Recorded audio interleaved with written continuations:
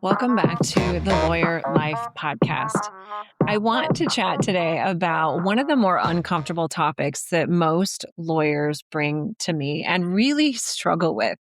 And it's this F word, feelings and emotions. And no one likes to talk about it. Truthfully, when I bring it up in a coaching session, I can feel the energy change. I can feel my clients pulling away. But the fact of the matter is, our emotions play a really significant role in how we show up in our practices. Our ability to regulate our emotions and gather data on our emotions and the emotions of those around us not only makes us better attorneys, but it makes us healthier by learning how to regulate our emotions, and specifically stress-related hormones that increase our cortisol and the impact all of that has on our body have become a really essential skill in lawyering. Because the truth of the matter is, when we let our emotions drive the bus, we disconnect from our prefrontal cortex, our rational thinking part of our brain, which is why everybody hires attorneys. They pay us to think rationally and clearly. And when our bodies are flooded with emotions, we literally unplug from that thinking brain and move into that primitive fight or flight brain. And what I often see with new attorneys that I work with is that many of us live day in and day out in that fight or flight brain. Why?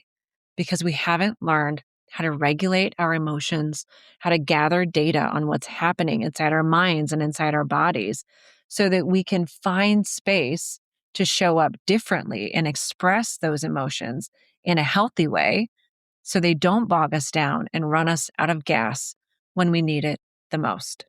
This month on Lady-ish, where wellness gets unfiltered, which is my sister podcast, we're moving from awareness into embodiment and how to use our nervous system to learn to feel safe so that we don't keep reacting in the same ways.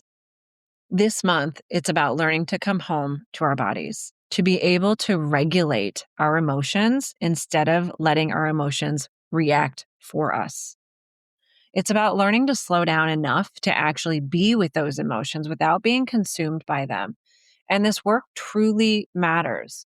So many high achieving women and attorneys, especially the ones that I work with, they're living from the neck up, overthinking, analyzing, performing, and pushing through. And they're completely disconnected from their body that's quietly holding everything. All that stress, resentment, burnout, all of those unprocessed emotions, they live in our body and we have to start paying attention.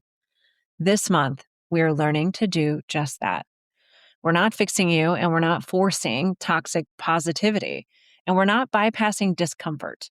We're learning how to be with ourselves differently because emotional regulation is not about controlling your emotions. It's about expanding your capacity to feel them without shutting down or spiraling.